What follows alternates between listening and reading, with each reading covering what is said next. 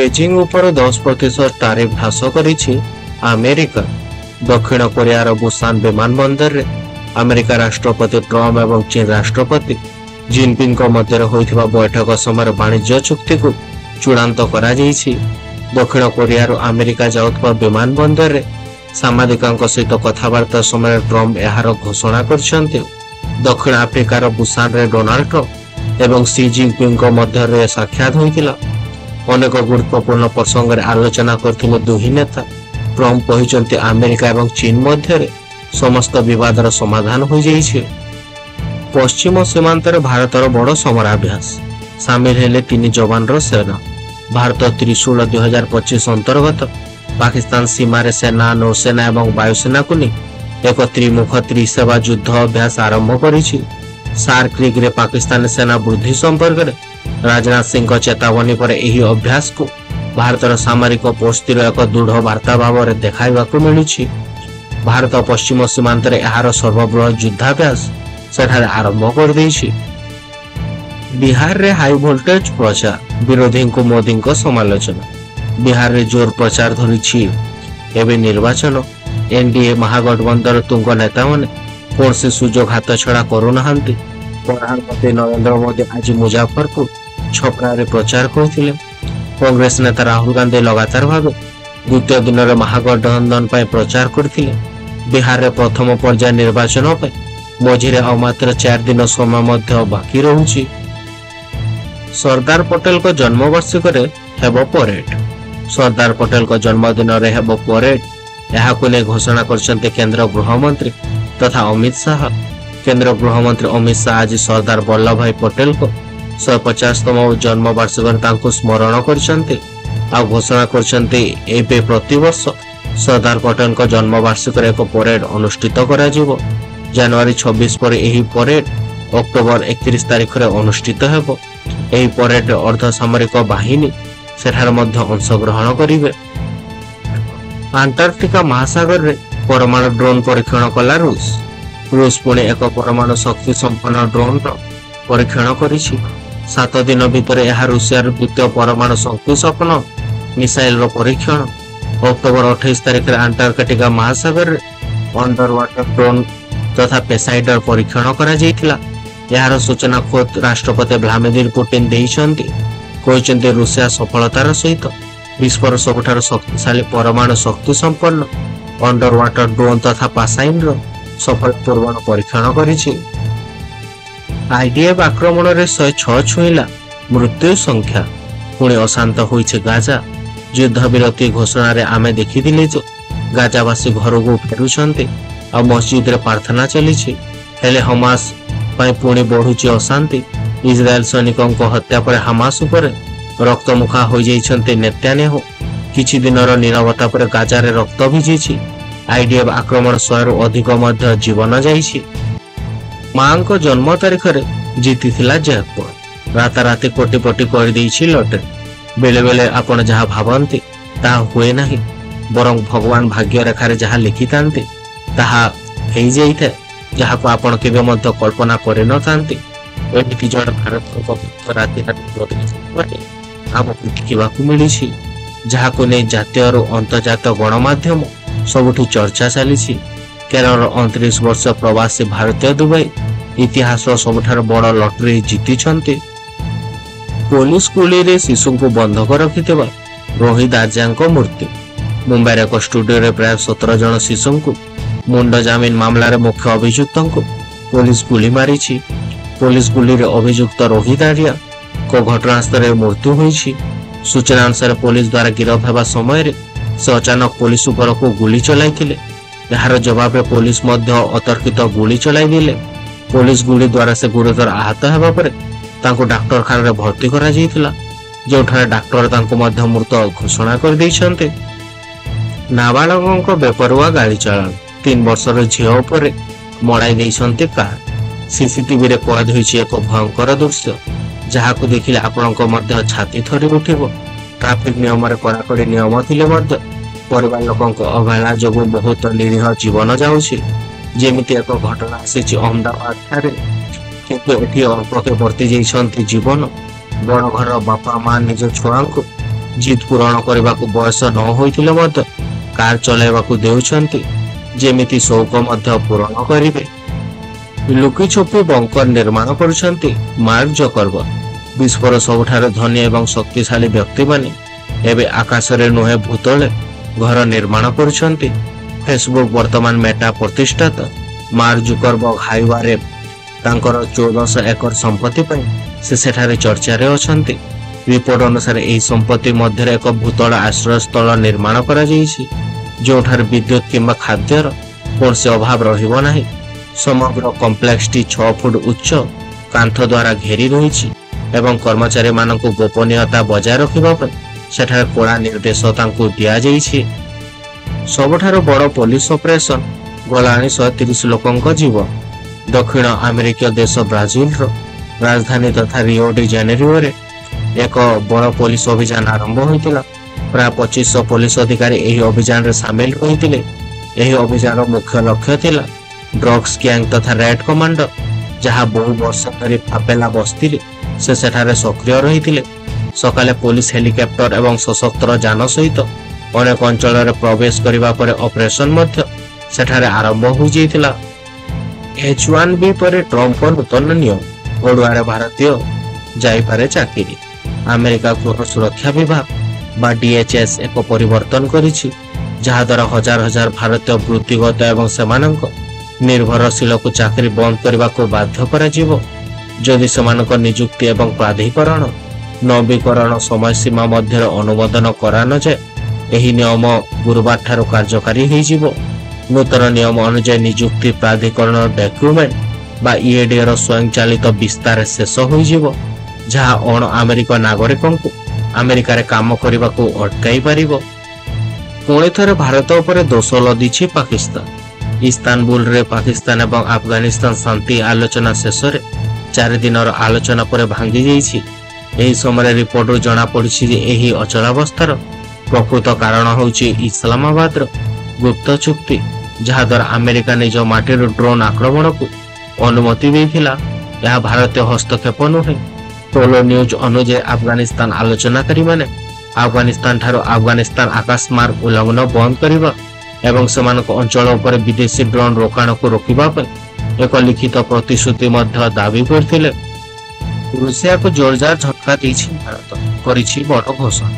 ତୈଳ ଆନ୍ତର୍ଜାତୀୟ ରାଜନୀତିର ଚେସ୍ ବୋର୍ଡର ଏକ ପ୍ରମୁଖ ମୁଦ୍ଦା ଏବଂ ଏହାର ପ୍ରଭାବ ଏବେ ଭାରତ ଏବଂ ରୁଷର ଶକ୍ତି ସମ୍ପର୍କରେ ସ୍ପଷ୍ଟ ଭାବରେ ଦେଖିବାକୁ ମିଳୁଛି। ପଶ୍ଚାତ ଦେଶମାନଙ୍କ ଦ୍ୱାରା ରୁଷ ଉପରେ ଲାଗୁ ହୋଇଥିବା କଠୋର ଆର୍ଥିକ ପ୍ରତିବନ୍ଧକର କଠିନ ହେଉଛି। ଏହି ଚାପର ଫଳସ୍ୱରୂପ ଏକ ପ୍ରମୁଖ ଭାରତୀୟ ଶକ୍ତି କମ୍ପାନୀ ରୁଷକୁ ଅଶୋଧିତ ତୈଳ ବିକ୍ରୟ ବନ୍ଦ କରିବା ପାଇଁ ସେଠାର ଗୁରୁତ୍ୱପୂର୍ଣ୍ଣ ନିଷ୍ପତ୍ତି ନେଇଛି। ଏକ ପ୍ରମୁଖ ରାଷ୍ଟ୍ରାୟତ୍ତ ତୈଳ company Hindustan petroleum corporation limited ବା HPCL ଏହି କମ୍ପାନୀରେ ମଧ୍ୟ ଅଂଶୀଦାର ରହୁଛି। 6 ବର୍ଷ ପରେ ଜିନପିଙ୍ଗଙ୍କୁ ଭେଟିଛନ୍ତି ଟ୍ରମ୍ପ, ହେବ ବଡ଼ ଡିଲ୍। ଆମେରିକା ରାଷ୍ଟ୍ରପତି ଡୋନାଲ୍ଡ ଟ୍ରମ୍ପ ଏବଂ ଚାଇନାର ରାଷ୍ଟ୍ରପତି ସି ଜିନପିଙ୍ଗ ଆଜି 6 ବର୍ଷ ପରେ ସାକ୍ଷାତ କରିଛନ୍ତି। ଦୁଇ ନେତା ଦକ୍ଷିଣ କୋରିଆରେ ସାକ୍ଷାତ କରିଛନ୍ତି। ସେମାନେ ପରସ୍ପରକୁ ହାତ ମିଳାଇ ଅଭିବାଦନ କରିଛନ୍ତି। ବର୍ତ୍ତମାନ ଦ୍ୱିପାକ୍ଷିକ ଆଲୋଚନା ଚାଲିଛି। ଏହି ସାକ୍ଷାତ ଦକ୍ଷିଣ କୋରିଆର ବୁସାନରେ ହେଉଛି। ପୂର୍ବରୁ ସେମାନେ 2019ରେ ଜାପାନର ଓସାକାରେ ସେମାନେ ସାକ୍ଷାତ କରିଥିଲେ। ତଥାପି ସେହି ସମୟରୁ ଦୁଇ ଦେଶ ସମ୍ପର୍କରେ ଅଧିକ ତିକ୍ତ ବଢ଼ିବାରେ ଲାଗିଛି। ଭାରତରେ ମେନ୍ଥା ଜମାଇକାରେ ମେଲିସା କଲା ତାଣ୍ଡବ। ଭାରତର ଆନ୍ଧ୍ରପ୍ରଦେଶ ଏବଂ ଓଡ଼ିଶା ଉପକୂଳରେ ଘୂର୍ଣ୍ଣିଝଡ଼ ମେନ୍ଥା ମାଡ଼ ହୋଇଛି। ଏହି ସମୟରେ ଜମାଇକାରେ ଘୂର୍ଣ୍ଣିଝଡ଼ ମୋଲାସା ମଧ୍ୟ ଭୟଙ୍କର ରୂପ ନେଇଛି।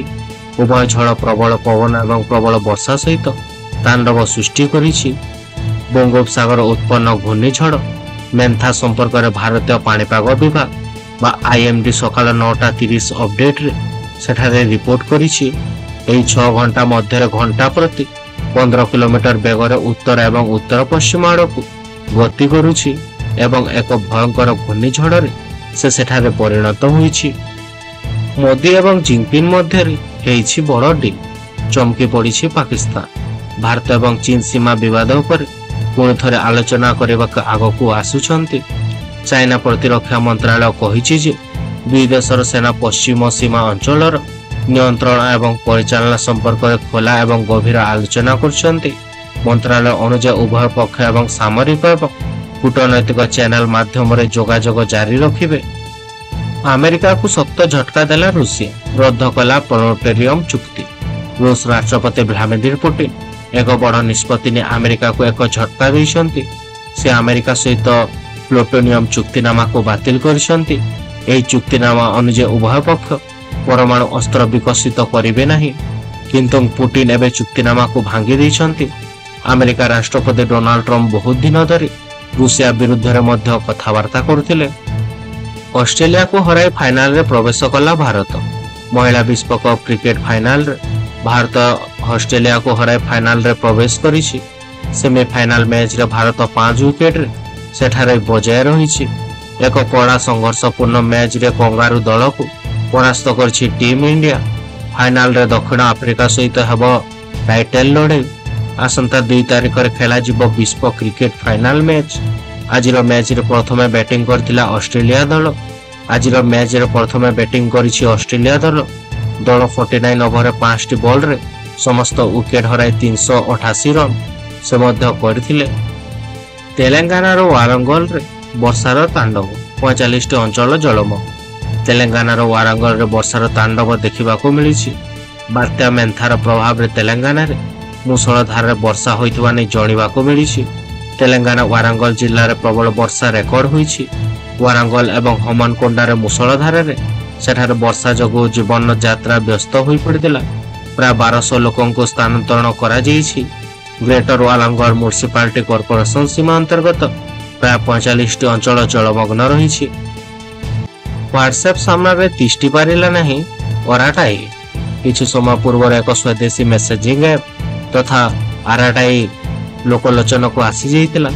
लोके एही ऐप को खूब पसंद करथिले, जहा फल रे एहा व्हाट्सएप को पछरे पके प्ले स्टोर रे शीर्ष स्थान हासिल करथिला।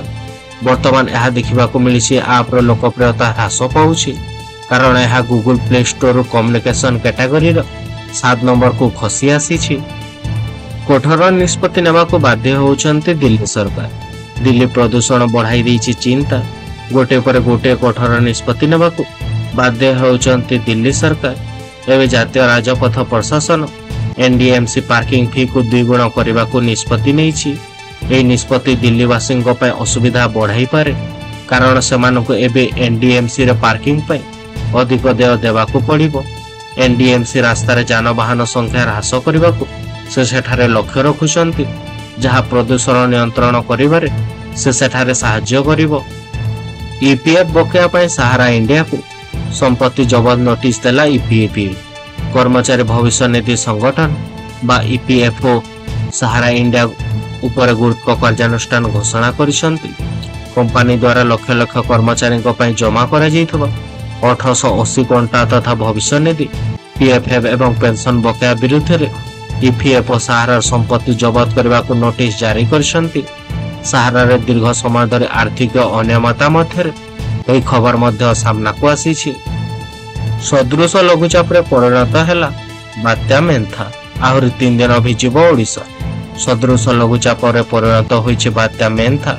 तार प्रभाव रे आहुरी 3 दिन भिजिबो ओडिशा पूर्वानुमान करछन्ते पाणीपाग विभाग। आज सारा राज्य रे तुकुहा वर्षा होतबा बेले कालीठो कमेबो वर्षार परिणाम। आसंता काले उत्तर उपकूल ओडिशार 15टी जिला तथा बरगढ़, सुंदरगढ़, झारसुगुड़ा, संबलपुर, केन्दुझर, मयूरभंज, देवगढ़, अनुगुल, ढेंकानाल, जाजपुर, भद्रक, कटक, केन्द्रापड़ा, जाजपुर एवं बालेश्वर को बिजुली घड़घड़ी सहित वर्षा निमंत येलो वार्निंग जारी करने को जाइछि।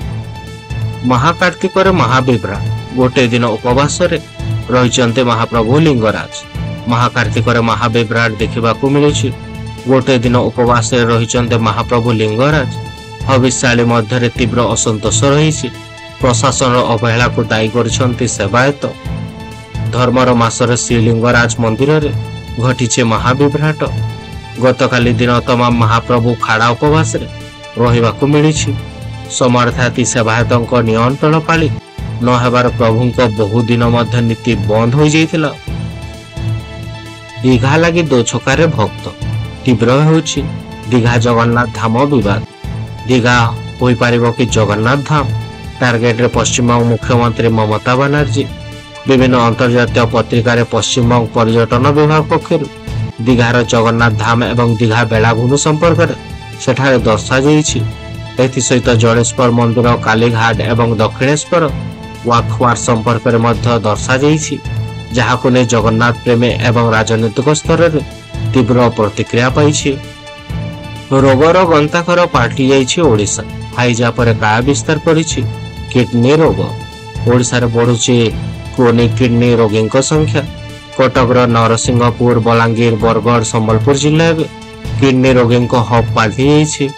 ମାଲକାନଗିରି, ଢେଙ୍କାନାଳ ଏବଂ ନୟାଗଡ଼ରେ ମଧ୍ୟ ଚିନ୍ତାଜନକ ସ୍ଥିତି ରହୁଛି। ଅତି ସମ୍ବେଦନଶୀଳ ବର୍ଗରେ ରହୁଛନ୍ତି ନିର୍ମାଣ ଶ୍ରମିକ ଏବଂ କୃଷକମାନେ। କାରଣ ସେମାନଙ୍କୁ କାହିଁକି କିଡନୀ ରୋଗ ହେଉଛି ଜଣାପଡ଼ୁନାହିଁ କି ତାହାର କାରଣ। ରାଜ୍ୟରେ ଏପରି 20% କିଡନୀ ରୋଗୀ ରହିଛନ୍ତି ଯେଉଁମାନଙ୍କ କଥା ଏବଂ କାରଣ ଜଣାପଡ଼ୁନାହିଁ। ପ୍ରଚାର ମଇଦାନରେ ଓହ୍ଲାଇଲେ ନବୀନ। 3 ଏବଂ 7 ତାରିଖରେ ଯାଇ କରିବେ ପ୍ରଚାର। ନୂଆପଡ଼ା ଉପନିର୍ବାଚନ ପ୍ରଚାର ମଇଦାନରେ ଓହ୍ଲାଇବେ ବିଜେଡି ସୁପ୍ରିମୋ ନବୀନ ପଟ୍ଟନାୟକ। 3 ଏବଂ 7 ତାରିଖରେ ସେ ନୂଆପଡ଼ା ଯାଇ ସେଠାରେ ପ୍ରଚାର କରିବେ। ଏହାକୁ ନେଇ ଜୋଶରେ ଦଳୀୟ କର୍ମୀ। ବିଜେଡିରେ ଉତ୍ସାହ ଭରି ଦେଉଛି ଏହି ଖବର।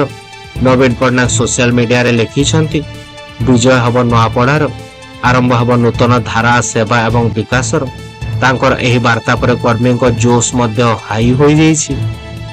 ରାଜ୍ୟରେ ଅନୁଭୂତ ହେବ ହାତଭଙ୍ଗା ଶୀତ। 1ରୁ 2 ଡିଗ୍ରୀ ଯାଏ କମିବ ତାପମାତ୍ରା। ଆସନ୍ତା 2 ତାରିଖରୁ ସାରା ରାଜ୍ୟରେ ଶୀତ ଅନୁଭୂତ ହେବ।